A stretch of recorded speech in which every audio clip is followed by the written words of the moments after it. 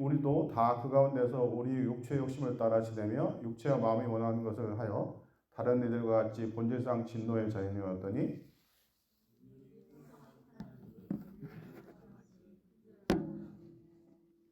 허물로 죽은 우리를 그리스도와 함께 살리셨고 너희는 은혜로 구원을 받은 것이라.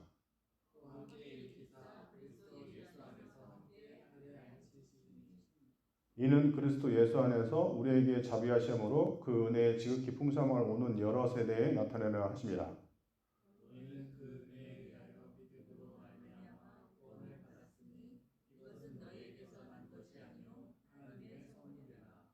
행위에서 난 것이 아니니 이는 누구든지 자랑하지 못하게 함이라.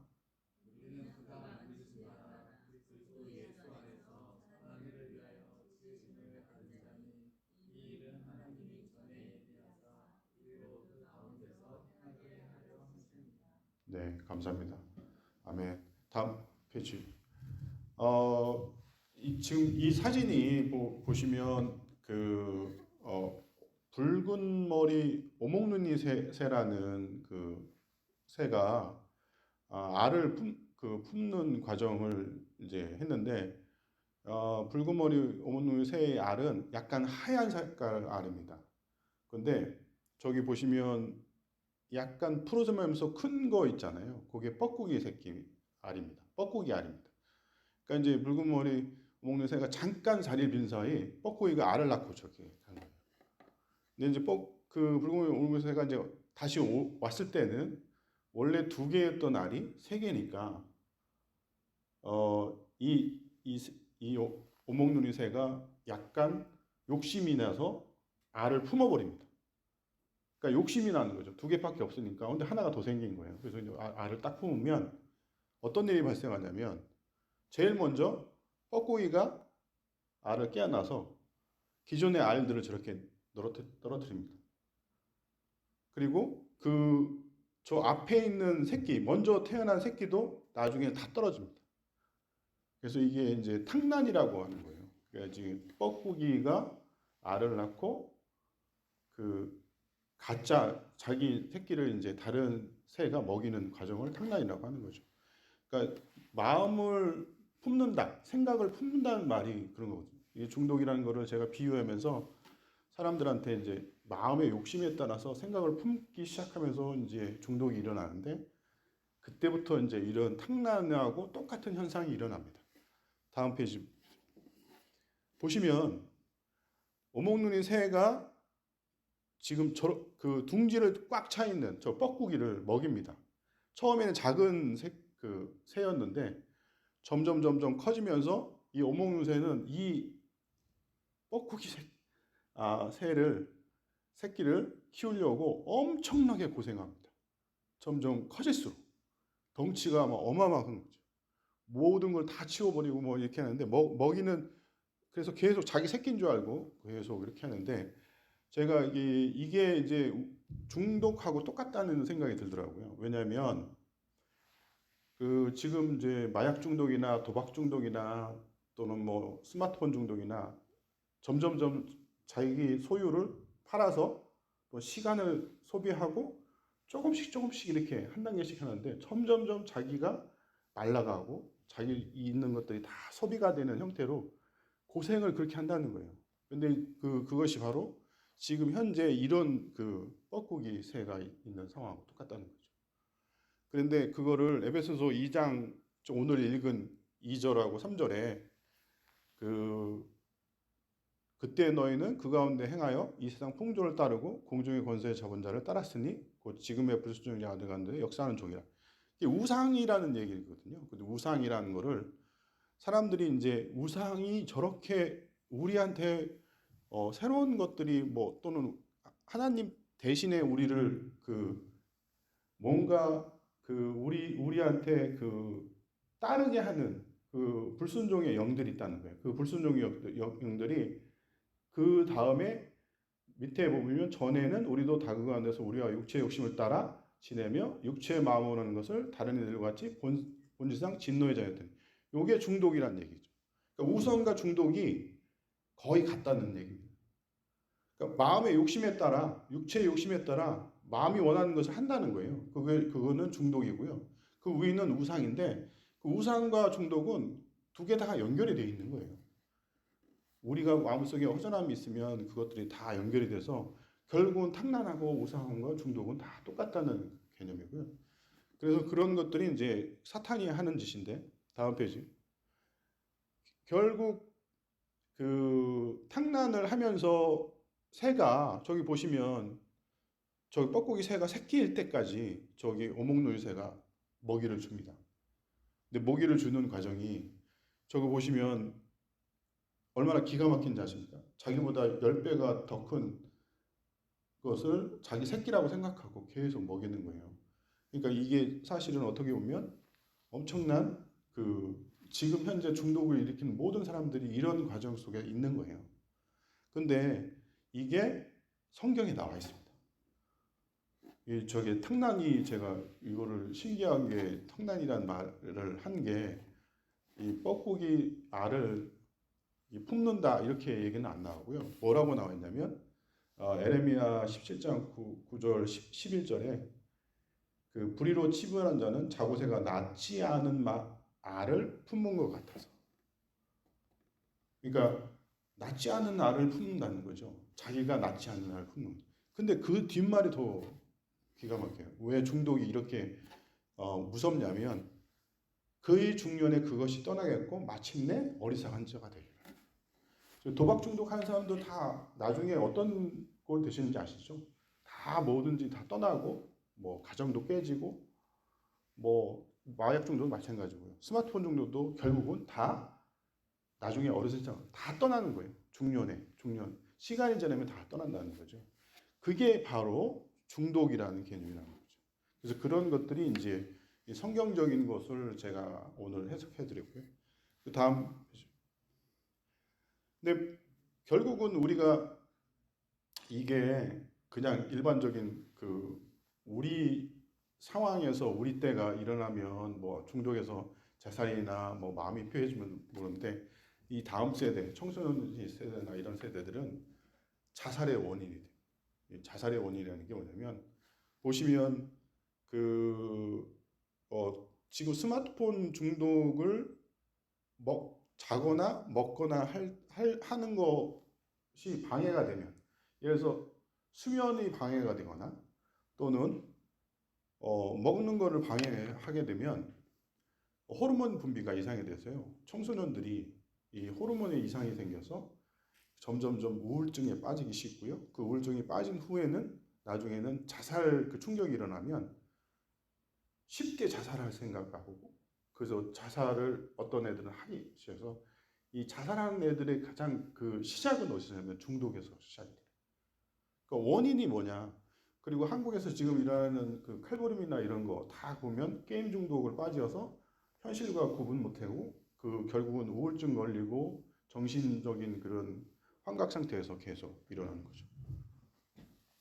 그래서 그 제가 오늘 설명드린 게 이게 심각한 얘기만 계속해서 죄송합니다. 첫째 시간부터. 근데 이게 제가 원래 그 처음에 강의는 강력한 인상을 남겨주는 게 제일 기억에 남는 거라서 이렇게 설명을 드리는 거예요. 저기 뭐 너무 심각하지 마시고요. 근데 또 더 심각한 얘기라서 죄송해요. 신문에 어떤 기사가 났냐면 어떤 가정주부가 아이를 굶겨주겠다는 거예요. 태어난 아기가 우유를 못 먹어서 굶어 죽었어요. 근데 그 이유가 뭐냐면 게임 중독에 걸렸어요. 그 엄마가. 근데 제가 지금 말씀드리는 게 뭐냐면 세대가 계속 이루어지는 거죠. 그 다음 세대까지. 그러니까 이게 결국은 이 하나님이 가장 큰 명령이 뭔지 아십니까? 생육하고 번성하라는 게 하나님의 큰 명령이에요. 지금 우리 사람들은 생육하고 번성하라는 말이 그냥 당연히 되는 줄 알았지만 하나님의 명령이에요. 근데 하나님 명령을 많은 사람들이 그냥 자식을 안 낳고 뭐 이런 것들이 다 지금 거부되고 있는 상황인데 지금 하나님의 명령을 더 거부하는 거거든요. 근데 그 하나님의 명령을 다 깨는 것들이 중독을 일으키면 점점 더 파괴되고요. 실제 이런 현상들이 이제 일어나는 거죠. 그래서 그게 굉장히 큰 문제고요.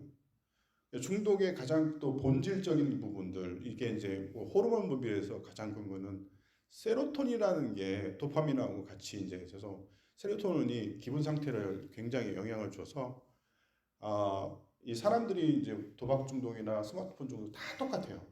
그 호르몬 분비에서 쾌감이, 처음에는 쾌감이 됩니다. 근데 이게 중요한 게 뭐냐면, 그 쾌감을 처음 받았을 때는 쾌감이 일으켜진 걸 느껴요. 근데 두 번째부터는 그 세로토닌 말고요, 스트레스 호르몬이 나와요. 그래서 실제는 스트레스를 받아요. 중독을 계속 하고 있을 동안에 이 몸에서는 거부 반응이 일어나서 점점점 건강이 악화돼요. 그래서 이거를 나중에는 그 뭐 건강이나 이런 것들이 다 이제 완전히 그 황폐화되는 거죠. 스마트폰이 그 일주일에 보통 뭐 어느 정도 썼냐 뭐 이런 걸 따지는 건데요. 그거보다 이제 저는 이 팝콘 브레인이라는 말이 좀 여기 있어서 제가 설명을 드릴게요. 이 스마트폰을 쓰게 되면 뭐 일주일에 뭐 예를 들어서 뭐 하루에 뭐 50%에서 두 시간 이상, 5시간 이상 쓰게 되면 머리 우측 두뇌에서 아이들 같은 경우에는 점점점 부풀어 오르요. 그래서 그 부풀어 올라서 그거를 의학적인 용어로 뭐라고 하냐면 팝콘 브레인이라고. 그 브레인이 팝콘처럼 척척척척 불어나는. 그래서 그런 뇌를 가진 애들은 지속적인 그 생각을 못 하고 있고요. 그 계속 이런 어떤 자극을 줘야지만이 그게 돼서 굉장히 심각한 부분이 있는 거죠. 그 현재 스마트폰 고위험 중독에 예상되는 사람들은 저기 청소년 시대, 제가 이게 2017년에, 저 2017년에 보면 청소년 보시면 30.3%라고 써 있는 거 보이시잖아요. 요게 그러면 예상 고위험군과 그걸 다 합친 건데요. 3명 중에 1명이 예상 고위험군에 들어가는 거예요. 그러니까 여기 지나가는 애 3명 중에 1명은 고위험군에 있는 거죠, 무조건. 그러니까 여기 지금 그 아이들이 지금 뭐 제가 아이들 많으면 좀 설명을 더 해줄 건데, 그래서 그 스마트폰의 그 중독이 이제는 복합적으로 일어나서 게임 중독을 하는 게 그냥 단순히 게임만 중독이 되는 게 아니고요. 그 안에 메신저가 들어가 있어요. 그래서 복합적으로 나와요. 그래서 이 아이들이 메신저하고 게임하고 같이 중독이 되면 엄청난 그 폭발적인, 그래서 실제 청소년들은 메신저 중독이 엄청나게 일어나고 있어요. 그 잘 모르시겠지만 아이들이 메신저로 막 소통하고 있는 게 사실은 이게 그렇게 안 하면 막 허전한 거 느끼는 게 중독이에요. 그래서 굉장히 엄청난 거죠. 제가 오늘 5가지 동물을 얘기할 건데요.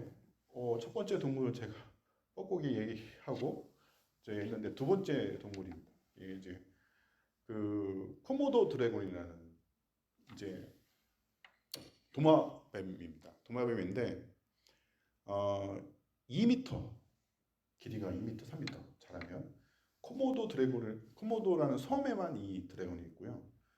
근데 이 도마뱀은 짐승을 잡아먹거나 이런 거를 할 때 그 살짝 몰래 다가가서 소나 양이나 이런 거를 그 다리를 물어버립니다. 다리를 물어버리고 물어보는데 놔둡니다. 그러면 신경독이 주입이 돼서 그 신경독이 몸이 퍼질 때까지 일주일, 2주일 동안 이 코모도 드래곤을 따라다니는 거예요. 그래서 이 이제 소가 또는 양이 그 신경독이 퍼지면 서서히 힘이 빠져서 쓰러져요. 그럼 그때 가서 완전히 다 잡아먹습니다. 그러니까 뭐랄까, 사냥하는 방법을 제가 이렇게 오늘 설명을 드린 게, 이게 왜 제가 이 설명을 드리냐면, 지금의 그 이제 사탄이 하는 것과 사탄이 중독을 주입해서 하는 거하고 똑같다는 거죠. 그래서 그 이유를 제가 좀 이따 설명을 드릴게요. 그러면 중독의 정의가 여러분 혹시 이제 사전으로, 제가 그냥 이건 제가 만든 게 아니고요. 사전에 있는 걸 제가 고른 거예요.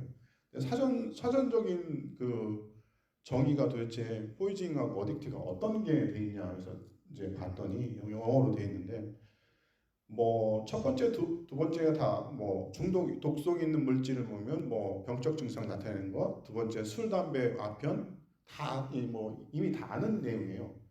근데 또 하나가 있더라고요. 세 번째가 뭐냐면 중독이 어떤 사상이나 사물에 젖어버려 정상적으로 사물을 판단할 수 없는 상태가 중독이에요.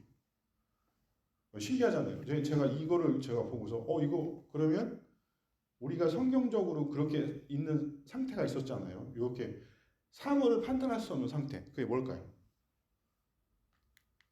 우리 선조 아담과 이브가 사탄의 꾀임을 받아서 선악과를 먹었고 이 세상의 모든 걸 하나님이 판단했던 것을 사람이 판단하게 됩니다. 그러니까 보통 그것이 이제 그 가장 중요한 게 뭐냐면 사탄의 거짓말에 속았다는 거죠. 보시면 창세기 그 3장 4절 5절에 보면 뱀이 여자에게 이르되 너희가 결코 죽지 아니리라 너희가 그것을 먹는 날에는 너희 눈이 밝아져 하나님과 같이 되며 선악을 알 줄 하나님이 아심이라. 거짓말이 4개가 들어가 있습니다. 거짓말이 4개가 들어가 있어요. 첫 번째는 뭐냐면 결코 죽지 않는다. 두 번째는 너희 눈이 맑아진다. 세 번째는 너희는 선악을 알게 된다. 네 번째는 하나님같이 된다. 세 번째 거짓말. 너희가 선악을 알게 된다. 여러분, 우리가 선악을 알게 되면서 전쟁이 일어나고 살인이 일어나는 거 아십니까? 지금 엄청난 전쟁이 다 일어나는데 우리가 다 선악과를 먹은 후에 하나님의 판단이 있는 게 아니라 우리의 눈으로 세상을 판단하기 때문에 전쟁이 일어납니다. 이게 맞다고 보십니다. 결국은 그러면 세 번째, 위에 다시 보여드리면 이 세 번째 어떤 사상이나 사물에 젖어서 정상적으로 사물을 판단할 수 없는 상태가 지금 죄의 중독에 걸린 우리 상태를 말하는 거예요. 이게 중독이라는 거예요. 그러니까 얼마나 이게 그렇죠. 그런데 여기서 중요한 게 뭐냐면 그러면 하나님이 이제 아담과 우리 선조인 아담과 이브가 쫓겨나고 에덴 동산에서 쫓겨나고 그 다음에 이제 그 뭐 벌을 받았지만 그 사탄도 벌을 받았어요. 보시면 사탄이 무슨 벌을 받았냐면 여호와 하나님이 뱀에게 이르시되 내가 이렇게 하였으니 내가 모든 가축과 들의 모든 짐승보다 더욱 저주를 받아 배로 다니고 살아있는 동안 흙을 먹을지라. 살아있는 동안 흙을 먹을지라. 살아있는 동안. 이게 제가 엄청 고민을 많이 했는데 뱀이 사탄이라잖아요. 사탄이 살아있는 동안 흙을 먹는다는 뜻은 뭐냐면 지금 돌아다니는 뱀들은 흙을 먹지 않습니다. 그러면 이 흙이 어떤 흙이냐면 우리가 죽어서 예수님 안 믿고 흙으로 된 때 사탄이 흙을 먹는다. 그 밑바탕에 성경 구절이 따로 있습니다. 사탄이 그 시편 104절 29절에 주께서 낫을 숨기신즉 그들이 떨고 주께서 그들의 호흡을 거두신즉 그들은 죽어 먼지로 돌아가네. 먼지로 돌아간다는 거죠. 그러니까 흙이 되는 거죠. 결국은 사탄이 우리한테 죄의 중독을 주입시키고 우리가 죽을 때까지 예수님을 안 믿고 죽을 때까지 기다리는 거예요. 그리고 우리가 죽으면 우리를 먹어치고 흙이 된 존재니까. 그게 누구랑 똑같아요? 코모도 드래곤하고 똑같다는 거죠. 코모도 드래곤이 하는 방식과 지금 이 사탄이 하는 방식이 똑같다는 걸 설명해 드립니다. 그러면 흙이 안 된 존재는 어떻게 되냐면 고린도전서 15장 42절에 죽은 자의 부활도 그와 같으니 썩을 것이 있고 썩지 않을 거로 다시 살아납니다. 그러니까 원래 우리가 예수님을 믿게 되면 우리는 원래 썩을 존재였는데 예수님의 성령이 우리한테 들어와서 썩지 않는 다시 부활, 예수님처럼 부활돼서 뭐라고 썼냐면 썩을 것으로 심고 썩지 않을 것으로 다시 살아난다. 그러니까 우리는 사탄의 먹이가 되는 게 아닌 거죠. 그러니까 중독에서 이미 벗어나는, 결국은 중독을 해결하는 건 뭐냐면 예수님의 복음을 받아들이는 거죠. 그래서 그게 중요한 거고요. 에베소 오늘 읽었던 것 중에 이제 가장 첫 번째 구절이 그는 허물과 죄로 죽었던 너희를 살리셨다 이렇게 되는데, 결국 그러면 예수님이 우리한테 영적 백신을, 또 우리한테 예수님을 믿고 우리 육체가 다시 영혼이 부활하고 육체가 부활해서 다시 함께 되면 우리는 이제 영생을 누리는 그런 존재가 되는데, 예수님에 대한 창세기의 예언이 여자의 후손이라고 되어 있어요. 창세기 3장 15절에 보면 여자의 후손은 내 머리를 상하게 할 것이요 너는 그의 발꿈치를 상하게 할 것이라 하시는 거죠. 이 많은 분들이 이제 여자의 후손이라고 하면, 제가 이제 예수님에 대한 부분들을 설명할 때 여자의 후손이 과연 뭘까 해서 저희가 고민을 좀 많이 해봤는데, 여러분들이나 저는 엄마 아빠를 통해서 난 존재들이에요. 그러니까 이 세상에 여자 혼자로 난 사람, 제가 질문 드리는 건 아니고요. 이 세상에 처녀로 나신 분, 여자로만 나신 분, 그러니까 여자의 후손인 거예요. 말 그대로. 그래서 여자의 후손이 내 머리를 상하게 할 것이다. 저 그림에 보시면 이제 머리를 상하게 하신다는 말이 발이든 어디든 손으로 잡는 거예요. 예수님이 죄 중독을 사망을 이기시고 부활하실 때는 저런 형태, 결국은 뱀이 독을 주입했을 때는 우리가 사망이 되는 상황에서 흙으로 돌아가는 존재지만, 예수님이 사망을 이기시고 부활하셨으니 흙으로 되는 존재가 안 되는 거니까 결국은 저 뱀의 머리가 역할을 못 하는 거죠. 이 그림이 결국 이제 영적 백신의 시작이고요. 제가 이제 성경에 왜 그러면 중독이라 독을 주입해서 해결하거나 이런 것들이 성경에 다 나와 있어요. 중독이 정말 제 얘기가 아닙니다. 근데 민수기에 보면 진짜 그러니까 하나님은 시청각 교육을 하신 거예요. 뭘 교육하냐면 앞으로 이런 일들이 일어날 건데 그걸 미리 예표를 한 사건인 게 민수기 21장 6.9절이에요. 이스라엘 자손들이 광야에서 하나님을 원망하니까 불뱀을 보냈어요. 불뱀을 보냈는데 사람들이 이제 불뱀에 물려서 독이 주입이 됐을 거 아니에요. 독이 주입돼서 다 죽는데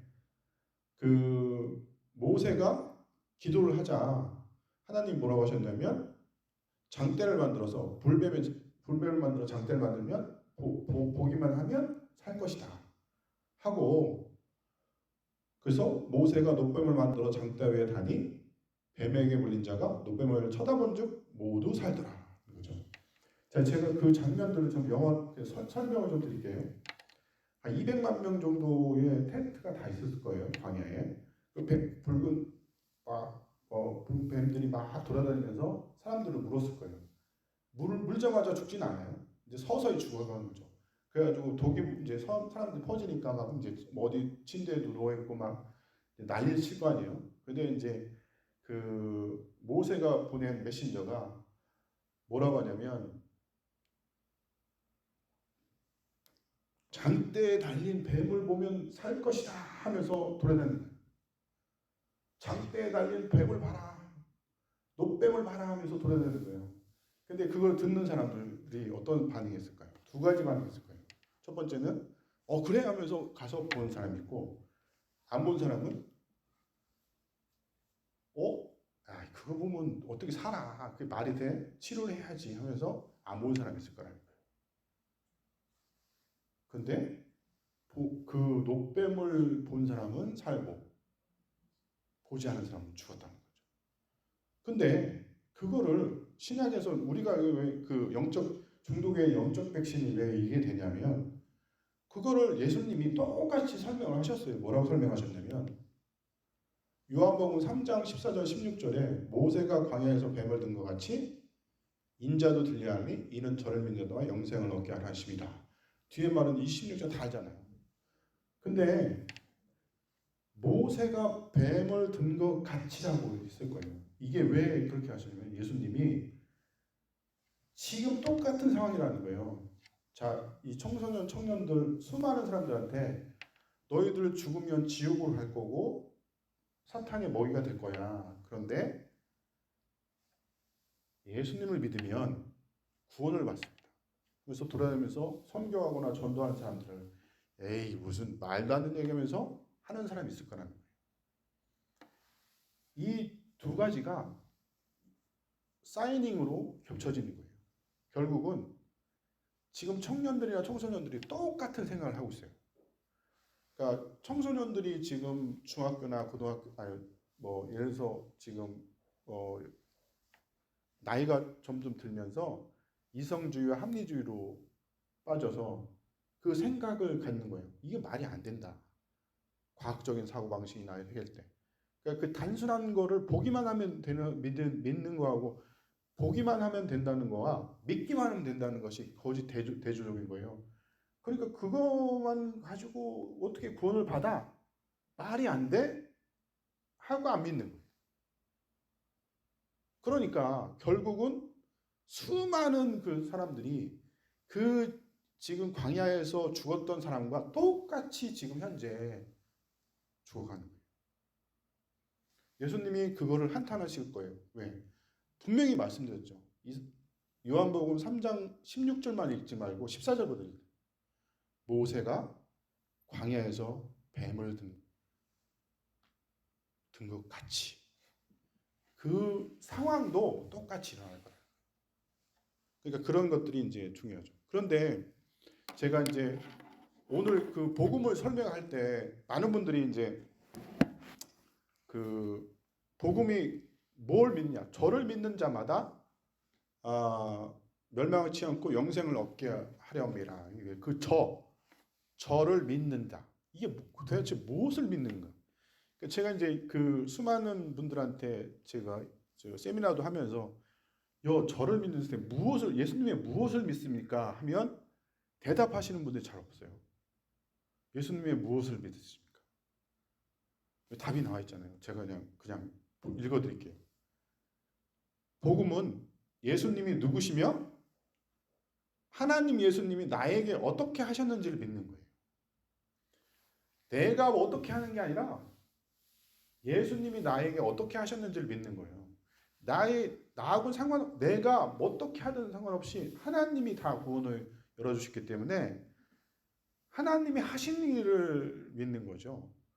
그런데 자꾸 사람 쪽으로 보니까 사람들이 그거를 우리가 뭘 어떻게 해야 된다고 생각하는 거예요. 그래서 이 복음이 굉장히 변질이 되고 하는 거죠. 그거를 로마서 3장 21절에 뭐라고 썼냐면 율법 외에 왜 외라고 썼냐? 율법 외에 하나님의 한 의가 나타났으니 율법과 선지자에게 증거를 받은 거예요.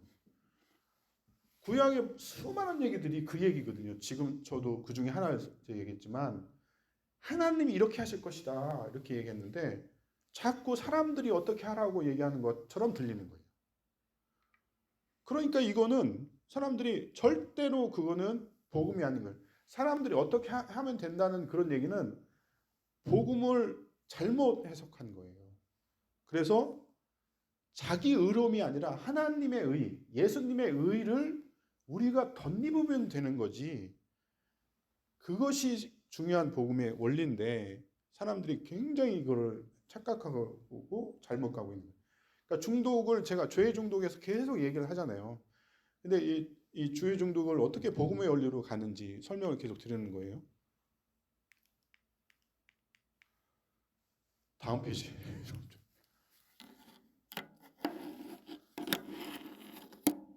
오늘 제가 엄청난 환경 속에서 막 열심히 뛰고 있습니다. 제가 여러분 좀 힘 좀 주시고 이 다음 제가 이제 설명드리는 것 중에 이 복음에 대한 원리가 나오는데 오늘은 정말 이 복음만 들으셔도 돼요. 이 사람들이 그냥 생각하는 복음을 뭐 오해할 수도 있고 많은 분들이 설명할 수도 있지만 정말 하나님이 어떻게 이렇게 설명하시는지를 보면 이 성경 구절에 나와 있는 게 다 맞는 얘기거든요. 근데 히브리서 11장 1절 3절에 믿음은 바라는 것들의 실상이요 보이지 않는 것들의 증거니. 그러니까 아까 율법과 선지자의 증거라고 돼 있고요. 또 여기서도 증거라고 나와 있잖아요.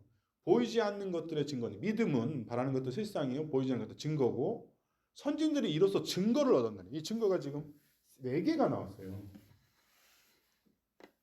뭔가 이상하지 않아요? 성경에 믿음이라는 얘기가 나오는데 증거가 나오는 거예요.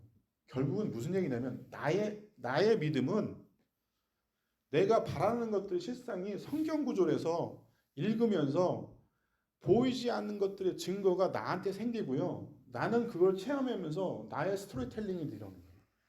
내가 증인이 돼요. 그래서 사람들한테 전달이 되는 거예요. 복음이 스토리로 나오고 제가 지금까지 하나님의 역사가 이렇게 됐습니다. 저는 어디 가서 맨날 이야기하거든요. 저는 성경을 읽으면서 이런 구절에 이렇게 계속 스토리텔링이 나오는 거예요. 그 스토리텔링이 선진들이 이로써 증거는 뭐냐면 그 증거들이 쌓이고 쌓인 게 사도신경이고요. 사도신경 읽을 나는 앞으로 사람들한테 내 삶이 이렇게 하나님을 체험했고 예수님을 체험하면서 내가 구원받은 걸 이렇게 했더니 세상에서 나는 평강을 얻었다고 증거를 받고 스토리를 얘기하는 게 스토리텔링입니다. 그래서 그 다음 페이지요. 그러면 하나님이 하신 의가 스토리가 크게 보면 성경 전체를 스토리로 얘기를 해야 되는데 그 스토리는 아주 어렵지 않아요. 제가 이렇게 설명할 때 오늘 그 성경을 하나로 어떻게 스토리로 만들 거냐 여러분들은 잘 구분하셔서 집에 가서 한번 생각해 보세요. 성경을 읽을 때 어떤 것들이 하나님이 하신 거 우리가 한 게 아니고요. 하나님이 하신 것만 설명을 드릴게요. 첫 번째 창조. 아담과 이브 세상 창조하셨죠. 그 다음에 아브라함, 이삭, 이스라엘, 유대가 망할 때까지 임마누엘 하셨잖아요. 같이 가셨잖아요. 그리고 십자가, 예수님이 탄생하고 돌아가셨잖아요. 십자가. 그 다음에 예수님이 부활하셨잖아요. 부활. 그리고 앞으로 예수님이 오실 거잖아요. 제 5가지. 이 5가지를 연결하면 스토리가 되는 거예요. 하나님이 하신 일. 5가지를 연결하면 하나님이 하신 일을 스토리로 얘기하는. 내가 그것을 얘기했을 때 그게 보이지 않는 것들의 증거고 선진들이 이로써 증거되고 율법과 선진들이 그 증거를 받아서 계속 설명하는 거예요. 우리가 죄가 있는 것을 어떻게 구원을 받느냐 그러면 하나님이 하신 일을 우리가 믿어야 되니까 결국은 우리가 증거를 내놓고 고백하고 얘기하는 순간 이미 하나님은 그거를 우리 쪽에서 하나님 쪽에서는 이미 다 보이신 거예요. 우리가 그 얘기하는 순간. 그래서 하나님의 한 의가 그의 스토리, 히 스토리가 역사고요. 저는 그래서 결국 그 바라는 것들의 실상이 믿음은 바라는 것들의 실상이라고 써 있잖아요. 그 지금 이거 substance라고 하는 그 용어인데 이거를 헬라어로 뭐냐면 히포스타스라고 하는데 그 히포스타스의 히포는 아래라는 뜻이고 스타스는 위치한 것이라고 돼 있어요. 그러니까 결국 실상이라는 건 뭐냐면 아래에 위치한 거란 뜻인데 사람들이 잘 바라는 것들의 실상, 소망이잖아요. 소망의 밑에 있는 거라고 생각하시면 돼요. 근데 바라는 것의 밑에 있는 것이 뭘까? 저 그림을 좀 보시면 그런 다음에 이제 뭐라고 써요? 보이지 않는 것들의 증거니까 그거는 보이지 않는 것 증거들이 밑에서 받치고 있다는 뜻이에요. 보이지 않는 증거들이 뭐냐면 하나님이 나한테 이렇게 하신 스토리를 거기다 밑에 넣으면 돼요. 그러면 보이지 않는 것들, 창조, 임마누엘, 십자가, 부활, 재림이 소망 밑에 우리가 받쳐주고 있으니까 내가 재림이 될 예수님을 기다리는 소망이 있고요. 내가 부활한 예수님을 부활됐다는 소망을 갖고요. 십자가의 구원을 우리가 확신하는 소망이 있고요. 우리가 재창조되는 소망이 다 있는 거예요. 근데 그게 나의 스토리로 고백이 되고 그 경험이 되면서 전도하고 선교하는 거죠. 다음 페이지요.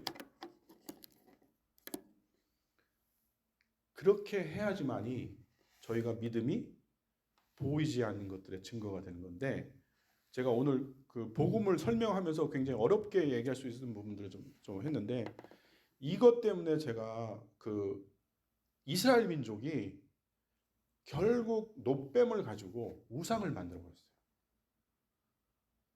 보이는 증거로 만들어서 결국 우상을 만들었는데, 그 3장 18절 4절에 보면 산당들을 제거하여 주상을 깨뜨리며 아세라 목상을 깨뜨리며 모세가 만들었던 놋뱀을 이스라엘 자손이 이때까지 향하여 분향함으로. 그러니까 이스라엘 민족은 결국은 잘못한 게 뭐냐면 하나님이 보이지 않는 증거들을 사람들한테 가지고 했는데 이스라엘 민족은 보이는 것들로 다 바꿔요. 송아지, 놋뱀. 그런데 생각을 해보세요. 지금 이 세상 사람들이 다 똑같이 그러지 않아요? 지금 저희가 보이지 않는 증거를 얘기해야 되는데 다 지금 보이는 얘기를 하고 있지 않아요?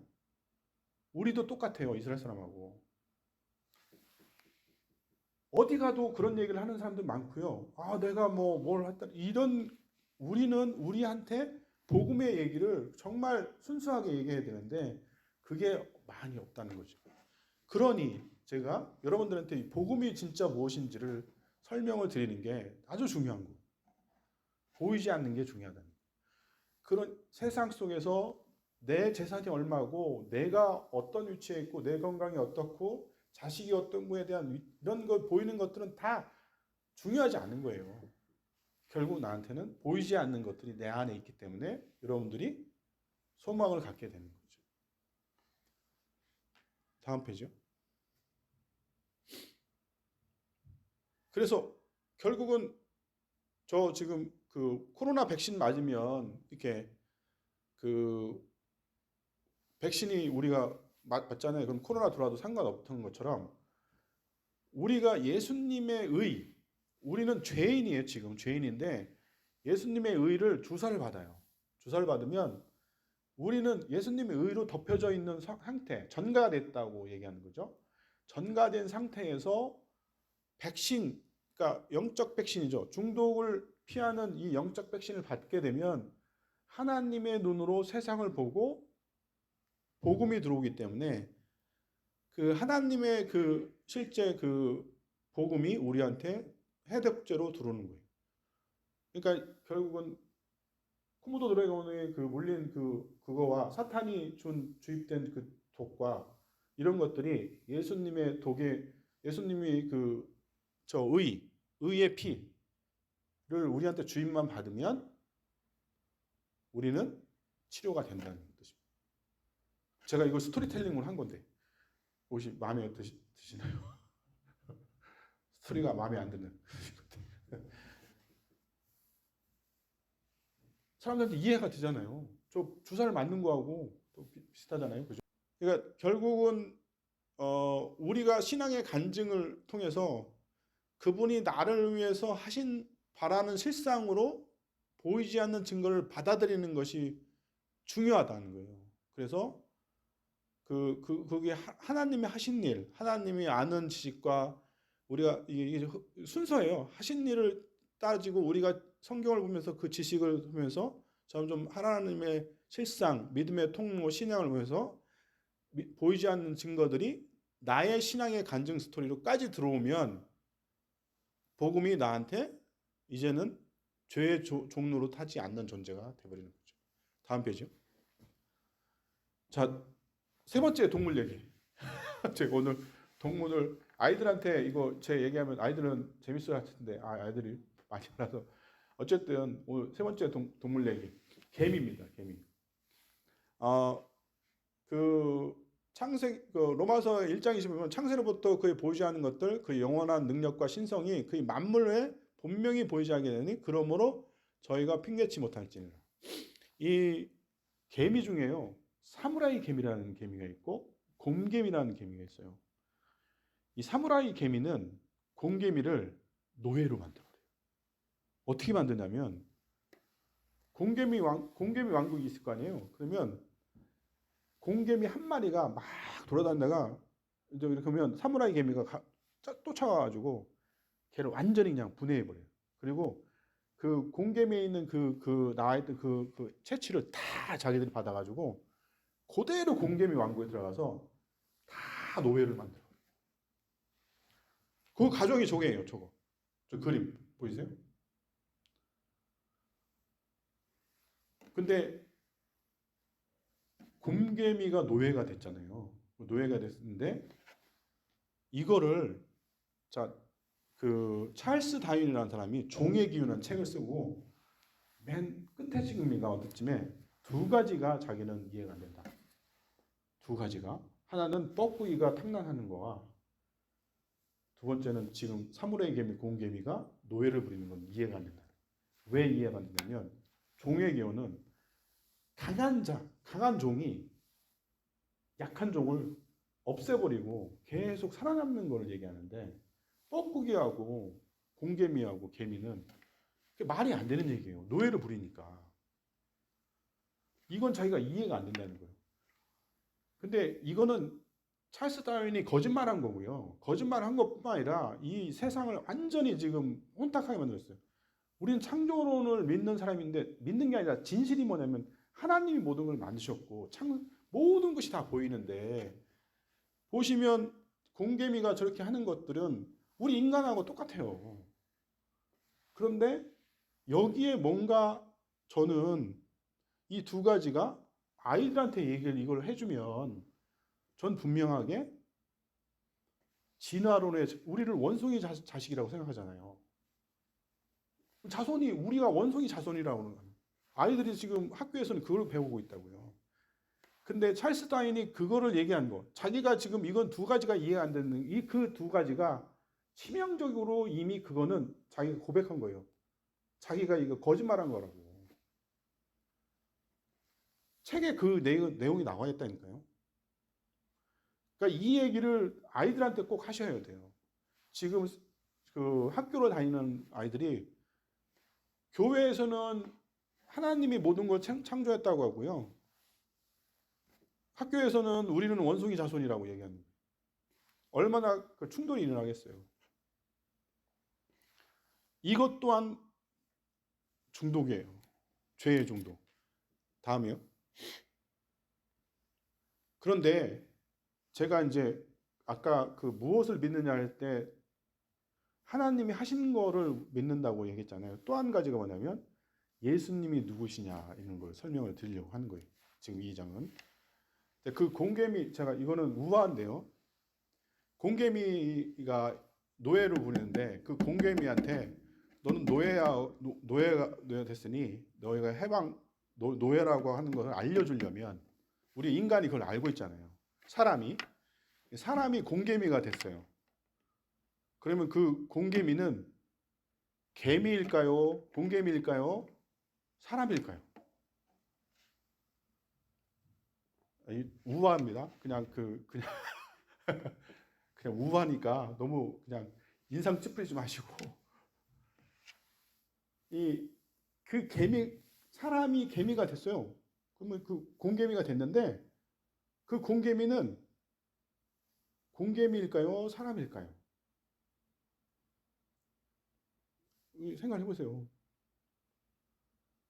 사람이요?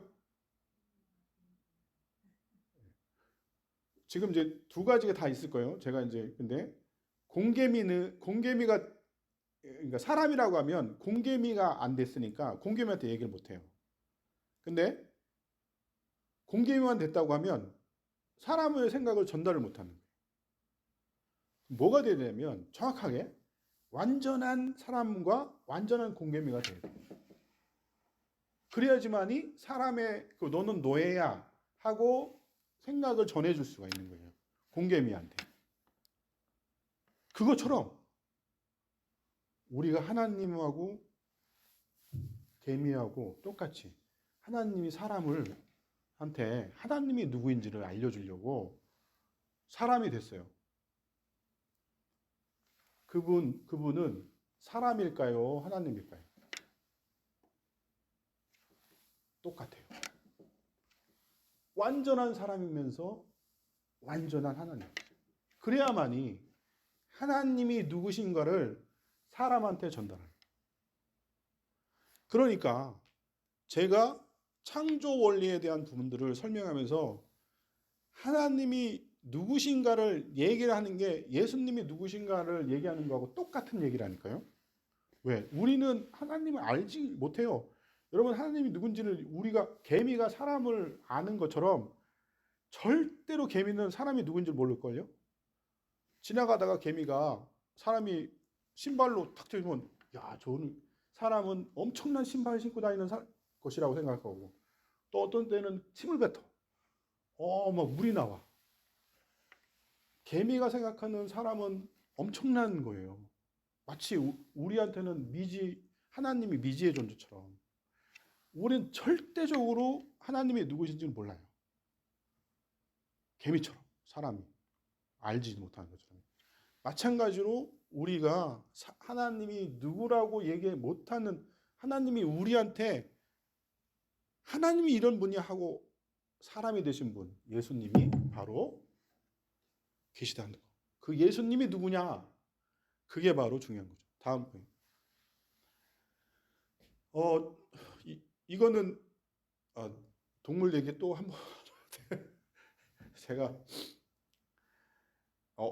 저기 청소년부 했을 때 두 가지 계속 제가 지금 진화론 얘기하고 지구에 대한 나이나 이런 것들을 얘기할 때 이게 설명하는 건데요. 4200만 년에 6500년 전에 백악기 때 잠자리 화석이라고 좀 써 있어요. 저기 잠자리 화석이라고 써 있는데 이 잠자리 화석이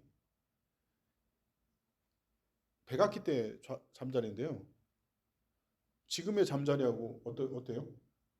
똑같아요. 그죠? 말도 안 되는 얘기고요. 첫 번째. 두 번째는 그 사람하고 공룡하고 같이 있던 그림이 여기 나와 있어요. 공룡이 사람하고 같이 있다는 얘기인데요. 말 그대로 공룡이 이게 신석기 시대에 공룡이 있었다는 거예요. 제가 왜 이거를 얘기하냐면 두 번째 거짓말, 너희가 눈이 맑아지고 모든 것을 구분할 것이다. 완전한 거짓말이에요. 다 속이는 거예요.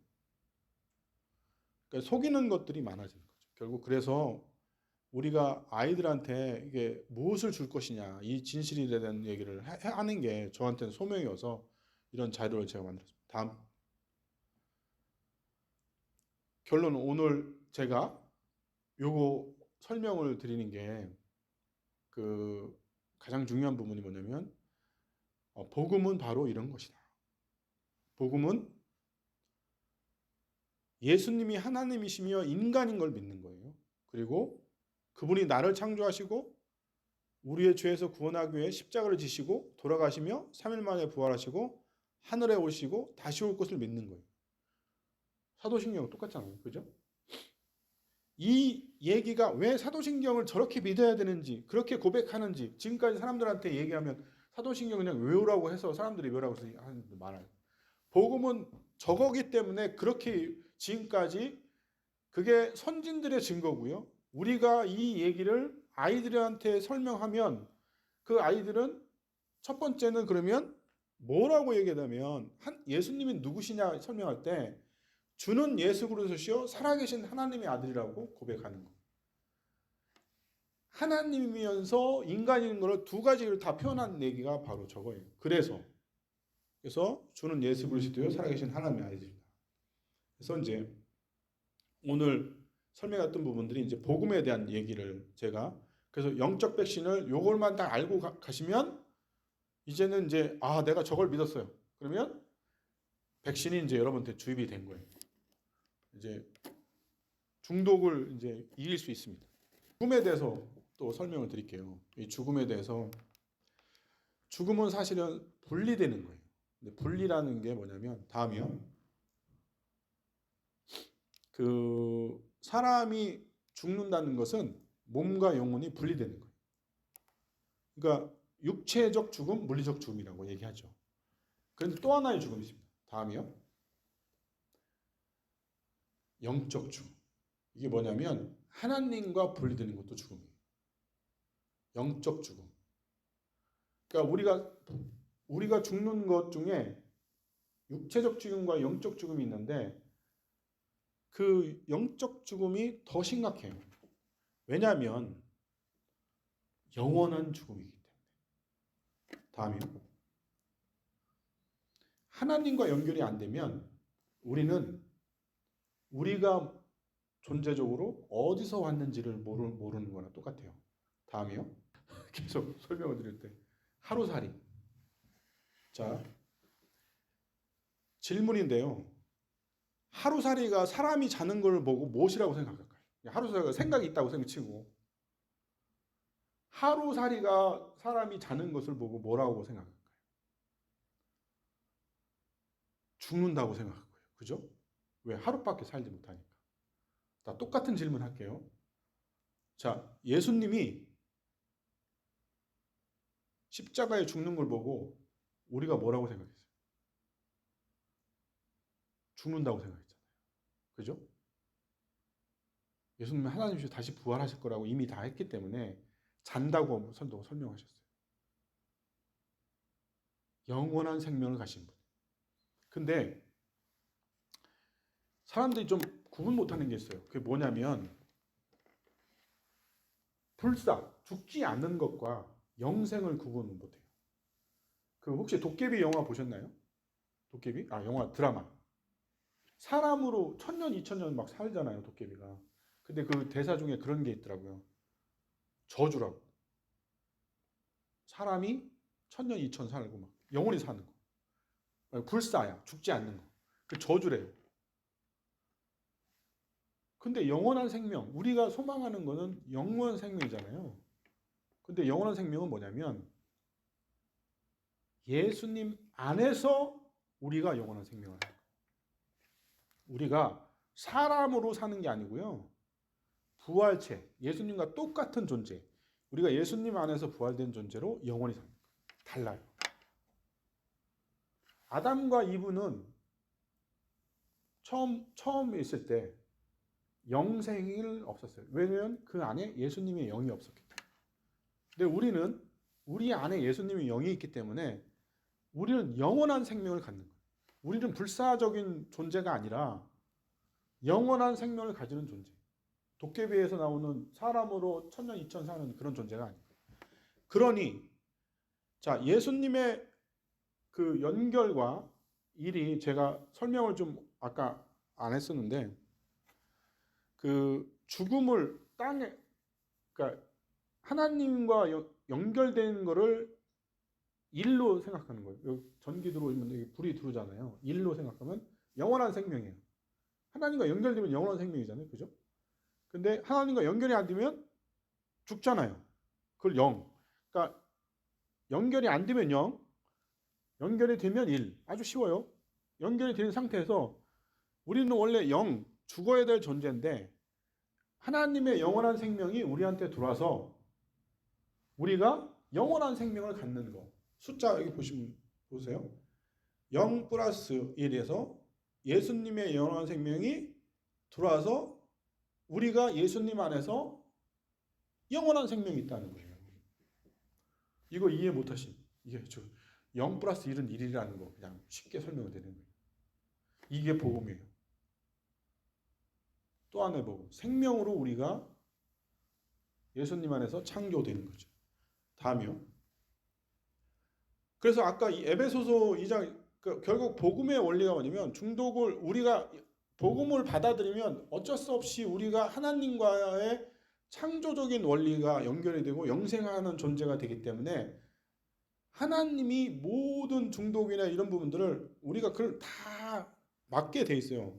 어떤 의지적인 것보다 그래서 결국은 뭐냐면 그리스도와 연합했고 그 에베소서 2장 1절에 허물과 죄로 죽었던 너희를 살리셨다는 것은 중독에서 살리셨다는 거 똑같은 얘기고요.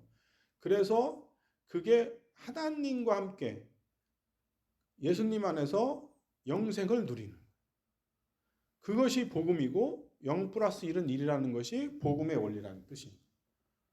오늘 설명하는 내용들이 어려웠으면 어려운가요? 뭐 0 플러스 1이 1이다. 다음 페이지요. 그래서 그거를 우리한테 예수님을 주인으로 영접하면서 영접하는 자, 그 이름을 믿는 자들에게는 하나님의 자녀들은 권세를 주셨습니다.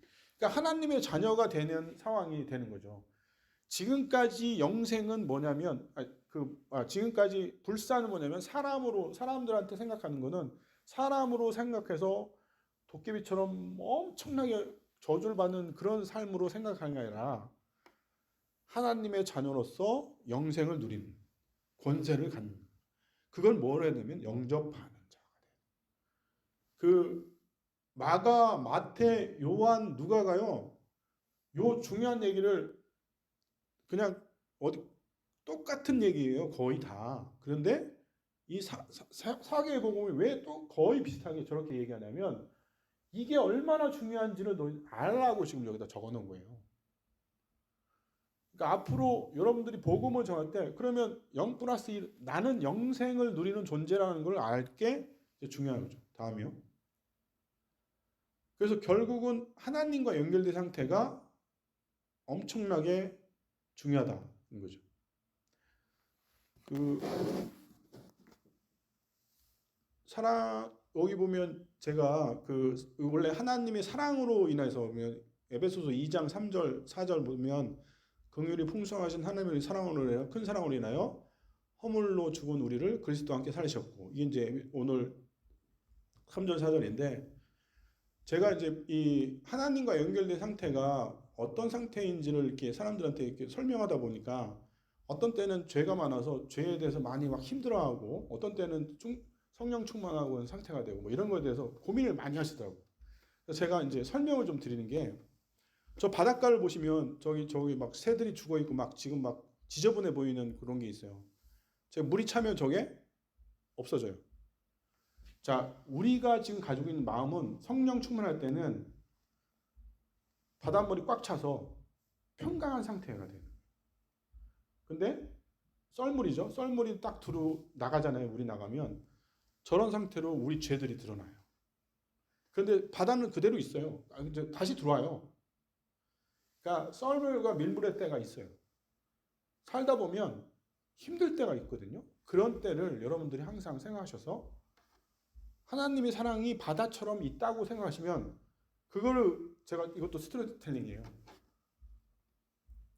내 안에 하나님의 사랑이 바다가 같이 있다. 근데 그게 밀물처럼 썰물처럼 왔다 갔다 한다. 그거를 상기하시면 되는 거죠. 다음에 해서 인공지능 얘기 좀 해드릴게요.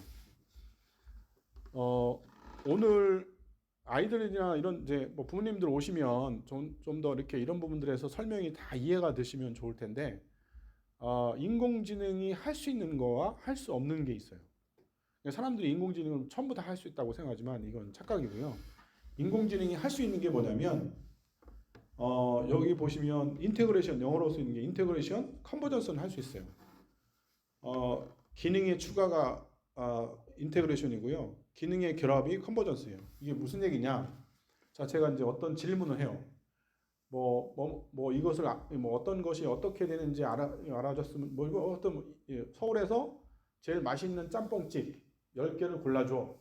그러면 저 인테그레이션과 컨버전스가 어떻게 하냐면 기존에 있는 것들을 다 취합해가지고 기존에 있는 지식이에요. 그냥 그걸 추가시켜서 리스트를 올려줘요. 그리고 기능의 결합. 그리고 뭐냐면 네이버에 있는 거와 뭐 다른 거에 있는 거를 다 결합시켜서 같이 보여줘요. 그것밖에 없어요.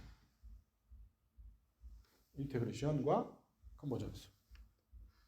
근데 절대로 할 수 없는 게 뭐냐면 메시업이에요. 메시업이 뭐냐면 새로운 분야로 새로운 기능을 탄생시키는 건데 이게 무슨 뜻이냐면 예를 들어서 이제 새로운 중국집 나온 거를 알아봐. 뭐 이런 거. 또는 뭐 메뉴가 뭐 특이하게 뭐 예를 들어서 뭐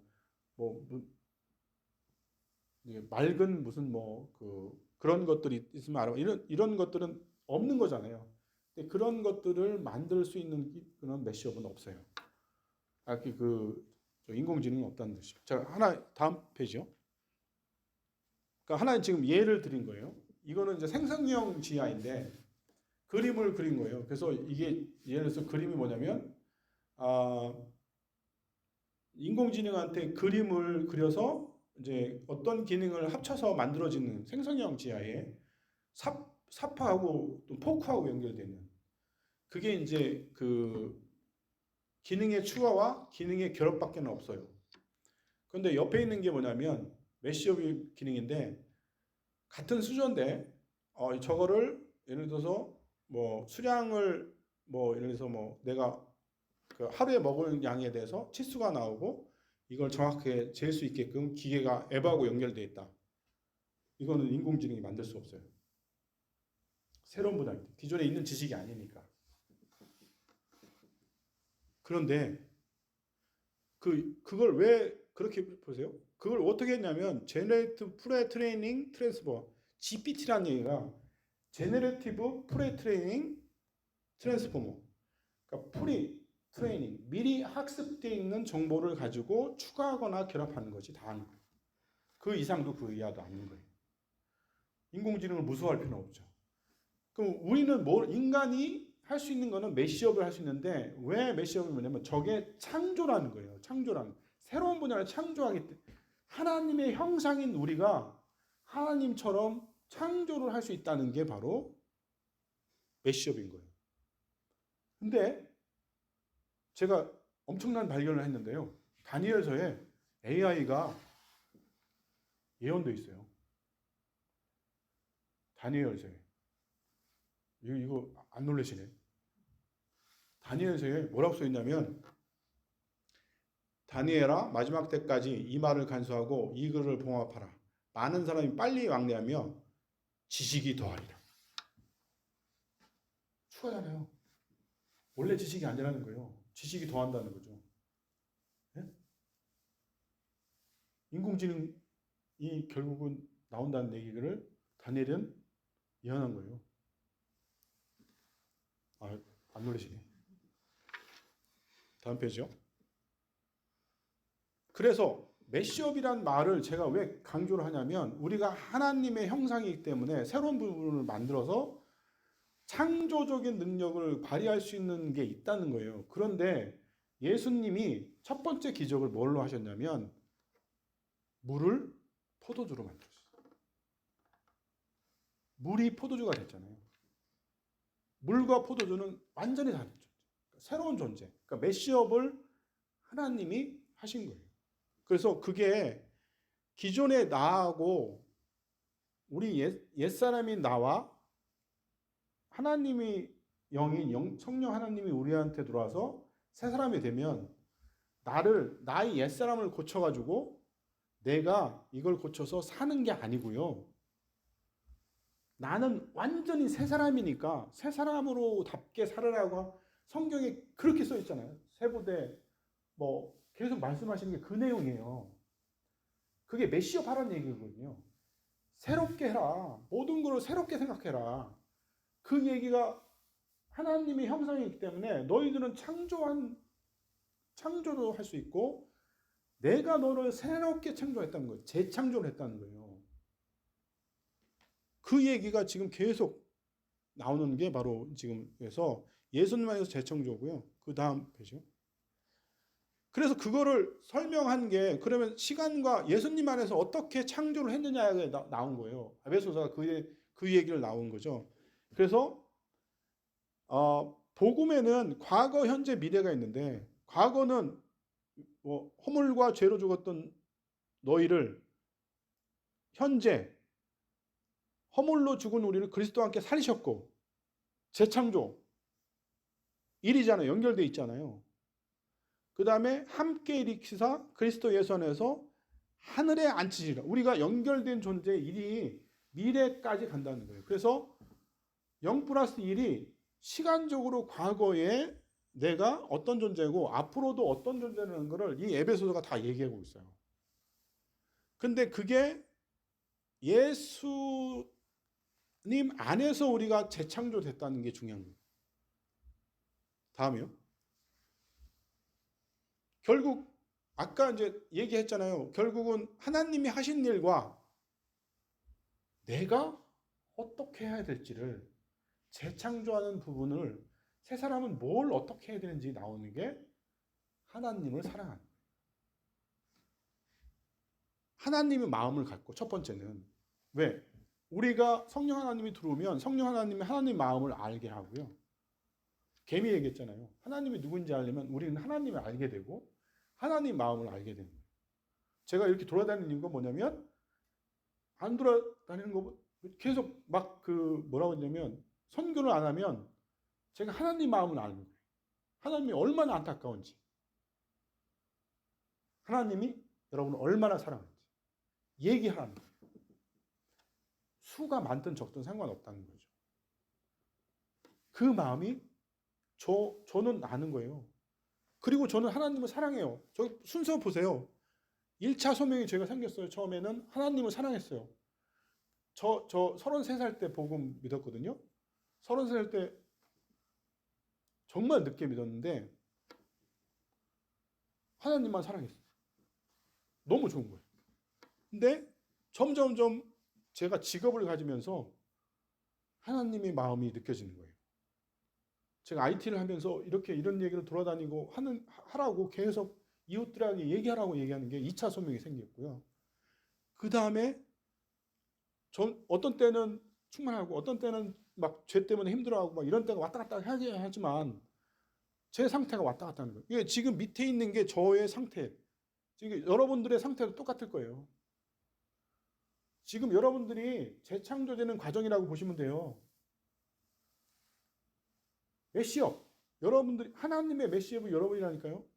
새로운 사람들이 되는 건데 하나님의 마음이 여러분한테 들어갔고 하나님을 사랑하게 되고 하나님을 사랑하니까 여러분들이 이웃을 사랑하고 이웃을 사랑하니까 여러분들이 점점 더 성령이 충만해 되고 하나님의 뜻에 기뻐하는 거예요.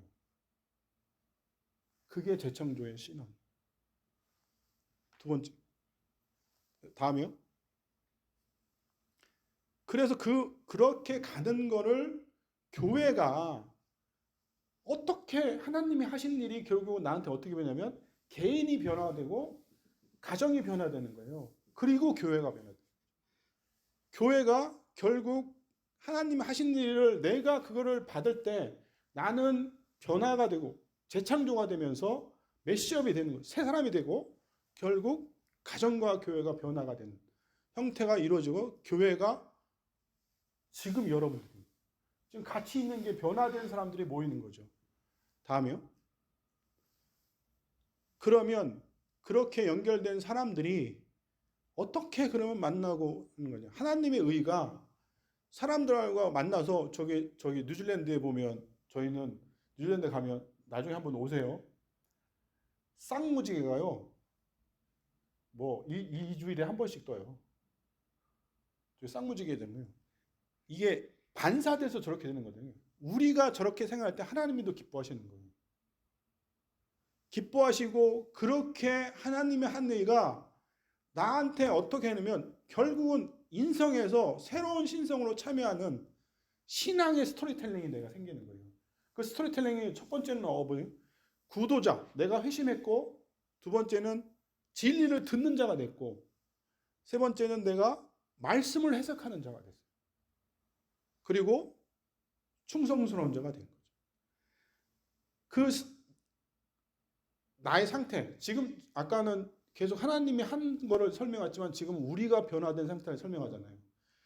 구도자, 듣는 자, 기도자, 충성스러운 자. 이게 여러분들이 변화되는 과정이에요.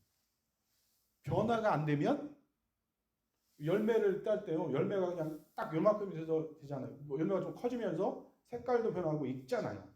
여러분들도 이렇게 익어가는 상태가 되어야 되는 거예요. 그게 바로 여러분들이 복음의 원리를 알고 중독에서 이기면서 이 세상을 살아갈 때 충분히 아까 말씀드렸더니 우상과 중독은 똑같다고. 그 중독에서 벗어나고 보이지 않는 것을 찾는 게 중요하다는 거죠.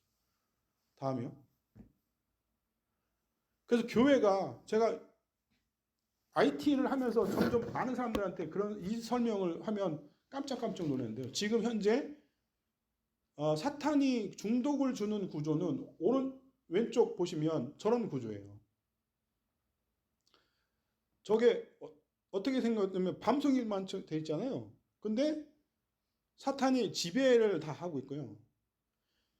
뭐 게임 중독이든 스마트폰 중독이든 뭐 모든 중독이 다 저런 상태가 돼 있어요. 첫 번째, 차별적이에요. 그 스마트폰 게임이나 이런 게 왜 저기 아이들 게임할 때 가장 힘들어하는 게 뭐냐면 1등이 너무 부러운 거예요. 게임하는 애들이요. 자기가 제일 부러운 애들이 엄마 아빠도 뭐 저기 누구 그것도 아니에요. 그 1등 게임 잘하는 애가 막 그렇게 부럽대요. 그레이드가 있어요. 스마트폰 중독이나 뭐든지 다 그 그레이드를 밟아서 그거를 욕망처럼 가지고 있어요. 차별적. 두 번째, 종속적. 계속 지배당하는 상태. 그 다음에 불안해요. 계속 불안하죠.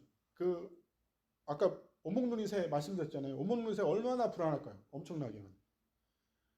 근데 그게 교회로부터 복음을 듣고 교회로부터 제재가 되면서 더 깊은 영성 형성하면서 점점 완전하게 교회와 동화가 되는 과정이 되면 하나님이 한 일을 우리가 아까 따라갔잖아요.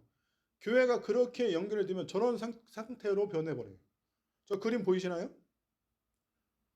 다 뭐하고 연결됐어요? 예수님과 연결된 상태가 됐고요. 예수님과 연결된 상태에서 성도들이 다 무슨 색깔이에요? 다 각자 자기 색깔을 나타내는 거예요. 여러 교회가 뭉칠 수도 있어요. 예를 들어서 노란색은 임마누엘 교회, 초록색은 뭐 다른 교회 다 똑같아요. 만나도 서로 연결이 되는데 그거는 뭐냐면 평등하다는 거예요. 왜? 예수님이 그러니까 형제잖아요. 형제. 첫 번째 평등. 두 번째 자유가 있어요. 왜? 예수님 안에 우리는 자유가 있잖아요. 진리가 있으니까. 세 번째 평안이 있어요. 하나님이 우리하고 같이 나가죠. 임마누엘 신앙입니다. 그러니까 이게 같이 연결되면서 무지개처럼 서로 연동이 됩니다. 그러게 같이 모여서 예배할 때 생각을 해보세요. 제가 교회를 꽤 많이 돌아다녔는데요. 하나님이 정말 기뻐하시겠다는 생각이 들어요. 왜냐하면 예배가 다 달라. 색깔이 다 달라요. 찬양이 다르죠. 생각을 해보세요. 주일날 하나님이 예배를 받으시는데 세상의 모든 사람이 다르게 예배해. 그런 그림이 저 그림이에요. 저 그림 보이세요? 얼마나 아름답겠어요. 기뻐하시겠지. 그게 하나님의 마음을 제가 가졌을 때, 와, 하나님이 진짜 기뻐하시겠다. 저는 그러면서 같이 예배하는 거예요. 그게 여러분들한테 있었으면 좋겠다는 거예요. 다음이요. 이거를 계속 그래서 제가 오늘 이제 뭐 복음에 대한 설명을 쭉 하면서 이 십자가 신앙이나 부활 신앙이나 재림 신앙을 대부분 다 사람들이 그냥 대부분 십자가 신앙을 갖고 한마디만 얘기하면 뭐 나는 다시 무너졌어요 이렇게 하는데 이 하나님이 하신 일도요. 우리가 이렇게 색깔 나듯이 하나님 하시는 일도 여러 색깔을 나타내고 있어요. 왜 하늘에 뜨는 무지개가 그걸 나타내고 있어요. 여러 가지 일을 했는데 마치 무지개는 하나잖아요. 얼마나 이뻐요. 근데 그 무지개가 나한테 보일 때는 무지개지만 하나님이 하실 때는 저 색깔별로 일을 하신 거예요. 하나님이 하신 것도 저렇게 생각을 해보세요. 제가 그 베드로가 그 어디 처음에는 재창도 됐고요. 처음에는 회심을 했어요. 구도조가 됐지. 주님 저를 떠나소서. 배를 탔는데 주님을 저를 떠나소서 하면서 회심을 했어요. 두 번째, 제주도로, 그러니까 이제 그 제자를 통해서 계속 임마누엘을 느꼈어요. 예수님과 같이. 세 번째, 기도 십자가 신앙에서 무너졌어요. 아시잖아요. 그렇게 하지 마십시오 하면서 예수님의 대들었는데 사탄아 물러가라 하고, 닭이 3번 올 때까지 너는 3번 부인하리라. 3번 부인하라는 거는 십자가 신앙에서 무너진 거예요. 우리가 십자가 신앙에서 안 무너질 것 같아요? 우리도 다 베드로예요. 똑같아요. 우리도 그렇게 할 수 있다는 거예요. 그래서 그 십자가 신앙을 하려면 계속 기도를 하셔야 돼요. 여러분이 무너지지 않으면, 왜냐하면 예수님만 십자가 되는 게 아니고요. 우리도 십자가를 들고 예수님을 따라야 되는데, 우리는 십자가 안 들고 뚫려뚫려 따라가는 거는 그건 말이 안 되는 거예요. 십자가 들고 따라가는 게 십자가 신앙이에요. 많은 사람들이 십자가를 안 들어요. 그게 우리한테 계속 기도하라는 거예요. 기도하면서 우리의 십자가를 내가 지게 하옵소서. 하나님의 우리가 원하는 거, 내가 원하는 걸 들어달라고 얘기하는 게 아니라요. 여러분들이 기도할 때 이렇게 하셔야 돼요. 나의 십자가를 내가 지게 해달라고 기도하셔야 돼요. 그러면 예수님이 가볍게 해주신다고. 토요일 날 이 시간에 여러분들이 나와서 듣는 것도 여러분 십자가 드는 거예요. 불편하시죠, 토요일 날. 제가 죄송해요. 너무 토요일 날. 어쨌든. 근데 어쨌든 간에 그 다음에 부활신앙하고 재림신앙인데, 이 부활신앙하고 재림신앙은요, 정말 이렇게 많은 부분들이 좀 그렇더라고요. 그래서 제가 이 설명을 시간이 없어서 오늘 다음이요. 그래서 모든 과정이 이런 형태로 이루어지는 거예요. 제가 지금 설명을 드리는 게 이런 아이들의 교육이나 이런 것들을 해서 교회가 말씀 전도와 예배와 양육을 통해서 스토리텔링을 하면서 점점 아이들이 그 스토리를 간증할 수 있고 말을 할 수 있고 아이들한테 전도할 수 있는 툴이 되는 거죠. 그래서 다음이요. 복음의 원리에서 가장 제가 이제 하나님과 왜 연결이 돼야 되냐 이유가, 제가 그냥 요거를 읽고 요한 15장 4절 6절부터요. 내 안에 거하라, 너도 너희 안에 거하라. 가지가 포도나무 제 눈이 안 아파서 붙어 있지 아니하면 스스로 열매를 맺을 수 없을 것이, 너희도 내 안에 있지 않으면 그러하리라. 나는 포도나무요 너희는 가지라. 그가 내 안에 내가 그 안에 거하면 사람이 열매를 많이 맺나니 나를 떠나서는 너희가 아무것도 할 수 없습니다. 사람이 내 안에 거하지 않으면 가지처럼 밖에 버려져 마르나니 사람들이 그것을 모아다가 불에 던져 사느니라. 그러니까 우리가 계속 복음을 들으면서 이 얘기가 연결이 되고 있는 상황이 있고 연결이 되고 있지 않은 상황을 어떻게 구분하느냐, 사람들한테 계속 물어보면 내가 포도송이 열매를 열렸느냐 안 열렸느냐를 보시면 돼요. 다른 사람을 보지 마시고요. 자기를 보라고. 자기한테 열매가 있는지, 사랑의 열매, 성령의 열매가 있는지. 그 성령의 열매가 보통 포도송이가 이렇게 있잖아요. 그 중에 5개만 있어도 여러분들은 열리고 있는 거예요. 근데 저희 뉴질랜드 포도 많이 나거든요. 가지치는 걸 보면 정말 엄청나더라고요. 다 잘라요. 양분들이 다 저 열매 있는 가지에서 또 뺏을까봐 다 잘라가지고 그냥 진짜 불에 태우더라고요. 그래서 이 부분이 사실 여러분들이 앞으로 세상 살면서 연결을 하고 있는 삶, 내가 얼마나 하나님과 연결이 되는지를 좀 더 중독된 삶에서 벗어날 수 있는 방법이 아닌가 싶어서 설명을 좀 드렸고요. 다음이요. 결국은 이제 중독 예방과 치료를 위해서 부모님 청소년 성경 교육 코칭, 믿음의 스토리텔링을 하는 건데요. 그러니까 지금 그 중독 시간 대신에 저희가 이제 어떻게 하냐면 이제 그 방법론 쪽에는 설명할게요. 지금은 이제 여기까지 복음을 얘기했고요. 하브루타하고 거꾸로 영성 훈련을 해요. 이게 스토리텔링 하는 거거든요. 스토리텔링이 뭐 아까 내가 증인이 돼서 설명을 할 때 이걸 계속 얘기해야 되는데 질문이 오면 나의 생각이 나가는 거니까 이게 스토리거든요. 그래서 질문하고 답하고 질문하고 답하는 게 하브루타예요. 근데 하브루타 방식은 그 실제 유대인들이 쓰고 있어서 많은 자료가 있어요. 그 자료 중에 저희들이 몇 개 하고요.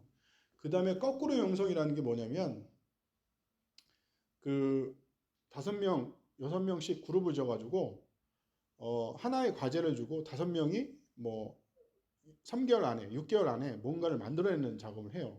근데 그게 스토리를 만들어서 영상을 만드는 작업을 해요. 그 영상을 만드는 작업이 제가 이거 교육 끝나면 저희가 그 있던 교회 70명의 청소년들을 10반으로 만든 다음에 스토리텔링을 했더니 성경 전체를 가지고 스토리를 만들어서 그 아까 했던 창조신앙, 임마누엘 신앙 이런 그것들을 그 안에 다 녹여놓고 아이들이 스토리를 만들어서 스토리텔링을 했고 그거를 다시 영상으로 만들어서 아이들끼리 만들어가지고 그 자리에 부모님들 오시라고 다 상영을 했어요. 10개 반을. 했더니 아이들이 너무 재밌어하고 그 6개월 동안 아이들이 엄청나게 변화됐고요. 그리고 그때 선생님들이 고백하는 거예요. 너무 좋다고. 그래서 그 다음 해에 내가 하려고 했는데 제가 몸이 안 좋아져가지고 그때 못했어요. 근데 제가 지금 돌아다니면서 제가 많은 그 교회들을 이거 하라고 하거든요. 요거 하나만 해도 여러분들은 그 성공하는데 그 중독을 일으킬 수 있는 그런 시간을 완전히 이 시간으로 바꿔줘요. 왜냐면 되게 재밌어요. 그렇게 하게 되면 아이들끼리 소통하게 되고 되게 이게 스토리텔링을 할 수 있는 그냥 아이들이 얘기하고 싶은 게 되게 많거든요. 그래서 그런 것들이 많으니까 그래서 다음 동교식 그래서 그게 복음을 전달하는 거고요. 그래서 중독이 일어나는 건 결국은 이 안에 하나님이 있었던 자리에 뭔가 집어넣어야 되고 우상하고 똑같은 거예요. 중독도 똑같아요. 허전하면 뭔가를 해야 되니까 되는데 아까도 목사님한테 말씀드렸지만 그 이스라엘 시대, 유대 시대에 우상을 섬기는 일은 이 시대에는 없어요.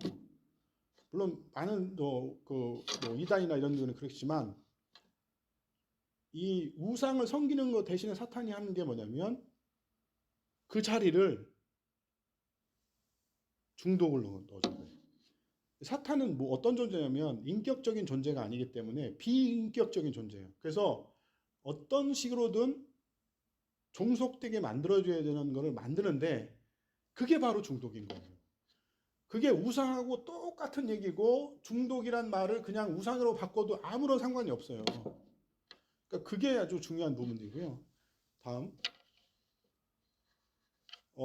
복음을 그 성경의 길을 제가 가르칠 때 성경을 많이 어떤 형태든 이제 뭐 여러분들이 이제 자녀가 있지만 성경을 밥을 먹여주는 게 아니라 밥을 먹는 법을 알려줘야 되는 거예요. 그래서 스토리텔링을 내가 하는 방법을 알려주면 성경 전체가 어떻게 되는지를 얘 스스로 스토리텔링이 돼요. 그걸 알려줄 수 있게끔 하는 게 저희 교육법관이고요. 다음.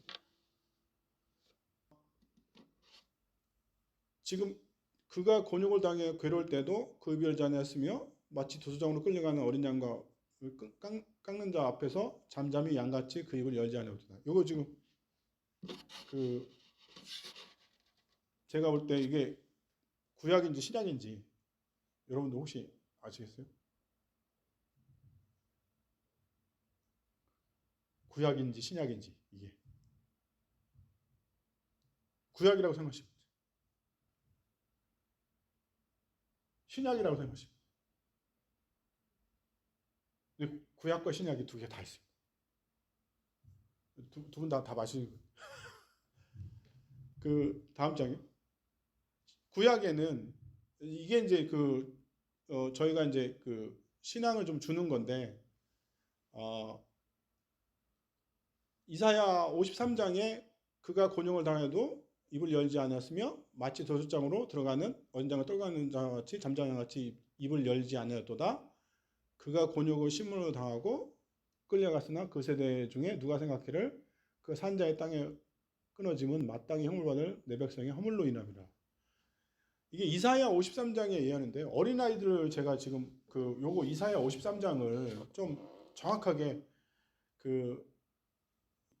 이단의 약점이고 또 유대인들이 이 이사야 53장을 안 읽어요. 이사야 53장이 엄청난 얘기가 있거든요. 여기 보시면 예수님이 태어나기 700년 전, 500년 전에 이사야가 예수님이 돌아가신 모습을 그대로 재현하는데 어린 양과 털 깎는 자 앞에 잠잠한 양같이, 이게 저희 뉴질랜드 오시면 털 깎는 그거 하거든요. 정말 잠잠히 있어요. 그래서 아주 양이 헌술하게 있거든요. 그 모습을 그대로 한 거고. 근데 여기 보시면 제가 왜 빨간색이 되어 있냐면 그가 산장의 땅에서 끊어지면 마땅히 형벌 내 백성의 허물로 인함이라 하였으리요. 누가 생각하기를. 근데 누가 생각할 때 누가 그 당시에 제자들도 그렇게 생각했고 예수님이 우리 죄 때문에 돌아가셨다고 생각했지만 그 세대가 우리 세대까지 오면 여러분들도 예언이 됩니다. 지금 여러분들이 예수님이 내 죄 때문에 돌아가셨다고 생각하잖아요. 누가 생각하기를. 그 누가가 여러분이라니까요. 이사야가 여러분을 예언한 거예요. 세대 중에. 그래서 이 부분이 중요하고요. 다음 장이요. 이게 사도행전에 있는 건데요. 그가 이제 읽는 성경 구조는 이것이니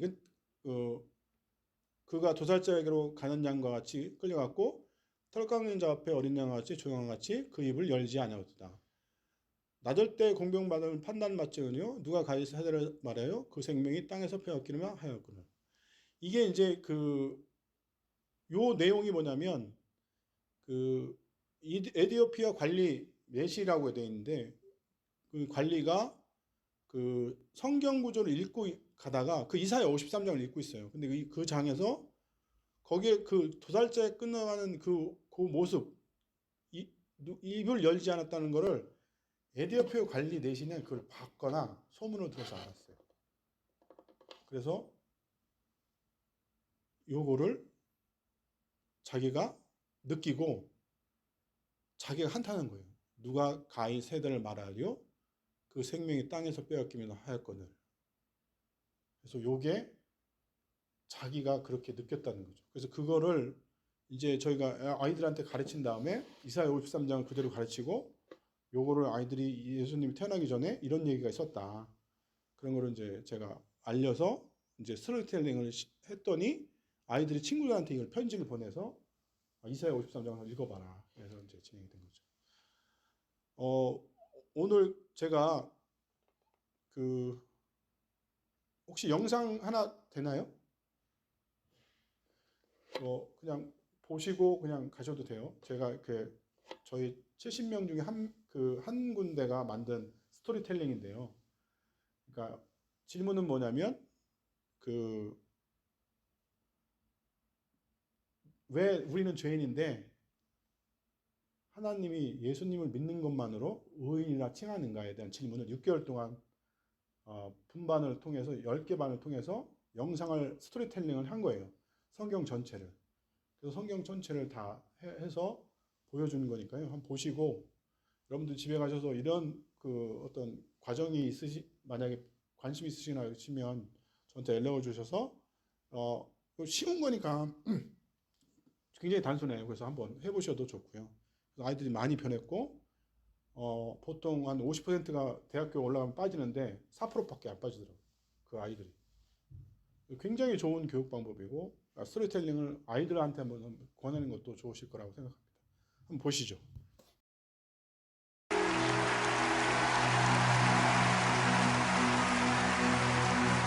와